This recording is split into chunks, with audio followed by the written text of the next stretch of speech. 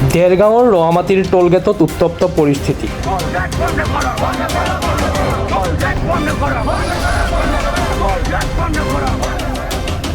Tollgate বন্ধৰ দাবীত তীব্ৰ প্ৰতিবাদ সাব্যস্ত কৰে অসম চাহ জনজাতি ছাত্ৰ সন্থা আৰু স্থানীয় ব্যৱসায়ীসকলে। ভিন্ন শ্লোগানেৰে উত্তাল কৰি তোলে টোলগেটৰ চৌপাশ। টোলগেট বন্ধ কৰক, বিজেপি গো বেক ধ্বনিৰে উত্তপ্ত হয় পৰিস্থিতি। টোলগেটত মোতায়েন কৰা হৈছে বৃহৎ সংখ্যক আৰক্ষী আৰু CRPFৰ জোৱান। টোলগেট বন্ধ নকৰিলে অনাগত সময়ত জংগী আন্দোলনৰ হুংকাৰ প্ৰতিবাদকাৰীসকলৰ। বৰ্তমানো সম্পূৰ্ণ হোৱা নাই 4 লেনযুক্ত 37 নং ৰাষ্ট্ৰীয় ঘাইপথৰ কাম সম্পূৰ্ণ নোহোৱাৰ আগতেই আকৌ এখন টোলগেট মুকলি লৈ ক্ষুব্ধ ৰাইজ। টোলগেট বন্ধৰ দাবীত দেৰগাঁও ৰাজচক্ৰ বিষয়াৰ জৰিয়তে গোলাঘাট জিলা আয়ুক্ত আৰু মুখ্যমন্ত্ৰীলৈ স্মাৰকপত্ৰ প্ৰেৰণ প্ৰতিবাদকাৰী। গোলাঘাট জিলা সমিতি জিলাখনৰ অন্তৰ্গত 6টা শাখাৰ সহযোগত আজি ৰঙামাটি অৱস্থিত যিটো আনুষ্ঠানিকভাৱে যিটো টোলগেট মুকলি কৰিছে, আমি অসম চাহ জনজাতি ছাত্ৰ সন্থাৰ তীব্ৰ ভাষাৰে বিৰোধ কৰিছোঁ আৰু গৰিহণা দিছোঁ। এই চৰকাৰখনক বাৰম্বাৰ সাধাৰণ জনতাৰ ওপৰত কৰ জাপি দিয়াটো কেতিয়াও সহ্য কৰা নহ'ব। এই চৰকাৰখনে আচলতে জনতাক এফালৰ পৰা দিছে আৰু এফালৰ পৰা লৈছে। আজি তেখেতসকলে মহিলাসকলৰ কথাটো কৈছে, পুৰুষৰ কথা সকলে কৈছে। আচলতে চব আমি সকলো ক্ষেত্ৰত একদম চুলিৰ পৰা ধৰি একদম ভৰিলৈকে যিমান আমি ব্যৱহাৰ কৰিছোঁ সকলোতে আমি টেক্স দি আছোঁ। এই চৰকাৰখনে আচলতে আমাৰ পৰাই টেক্স লৈ পেলাই আমাকে দি আছে।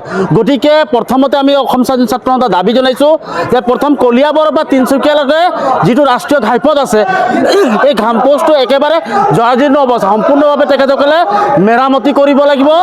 আৰু এই মেৰামতি নকৰাৰ ফলত বিভিন্ন সময়ত আমি দেখিছোঁ যে বিভিন্ন উঠি নতুন প্ৰজন্মই দুৰ্ঘটনাত পতিত হৈ মৃত্যুমুখত পৰিব লগা হৈছে।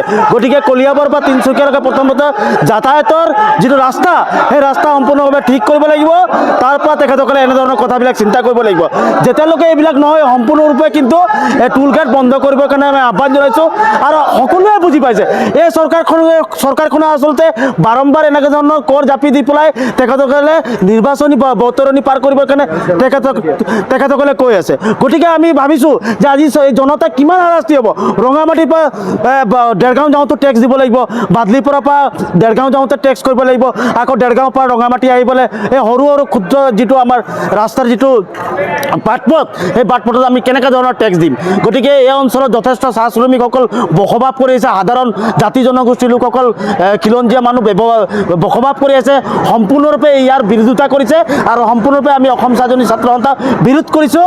একেবাৰে বন্ধ কৰিব লাগিব, অন্যথা কিন্তু অহাকালিলৈ আমি সকলো চাহ শ্ৰমিকক ৰাজপথলৈ ওলাই আনি পেলাই আমি ধৰ্ণা কাৰ্যসূচী ল'বলৈ বাধ্য হ'ম। অসম চাহ জনজাতি ছাত্ৰ সন্থা গোলাঘাট জিলা সমিতি আৰু গোলাঘাট জিলা সমিতিৰ অন্তৰ্গত থকা 4টাকৈ শাখা, যি দেৰগাঁও সমজিল্লাৰ অন্তৰ্গত যি 37 নং ৰাষ্ট্ৰীয় ঘাইপথ আমাৰ তিনিচুকীয়া ফালে গৈছে, এই ৰাষ্ট্ৰীয় ঘাটত যি টোলগেট নিৰ্মাণ কৰিছে, এই টোলগেট অতি শীঘ্ৰে বন্ধ কৰাৰ দাবীত আচলতে আমি এই ধৰ্ণা প্ৰতিবাদ কাৰ্যসূচী ৰূপায়ণ কৰিছোঁ।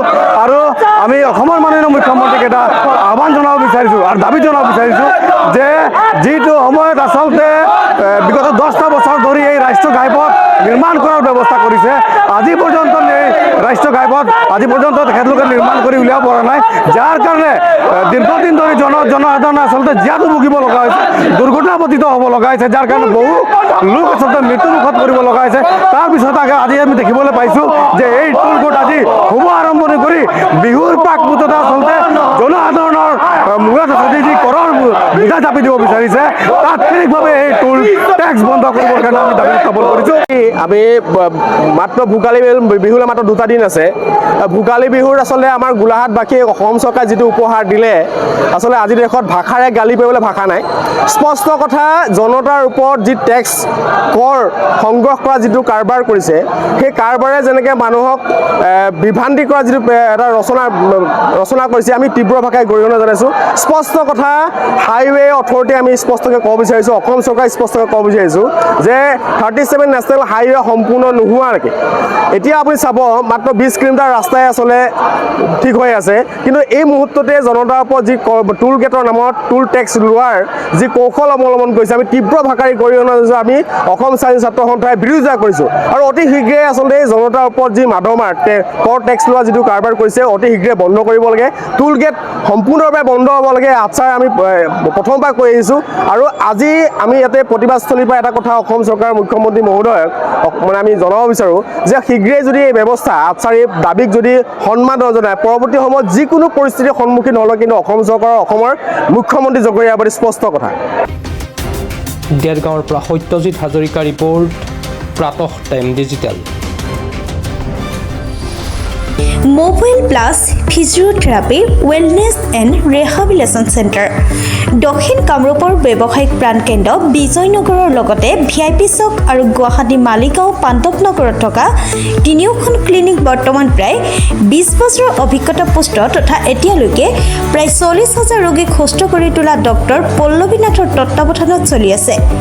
এই ফিজিঅ'থেৰাপি চেণ্টাৰ তিনিটাত বৰ্তমান অভিজ্ঞ ডক্টৰৰ দ্বাৰা যিকোনো জটিল ফিজিঅ'থেৰাপি চিকিৎসাৰ লগতে যিকোনো ৰোগীৰ ঘৰলৈ গৈ চিকিৎসা সেৱাৰ সুব্যৱস্থাও ৰাখিছে।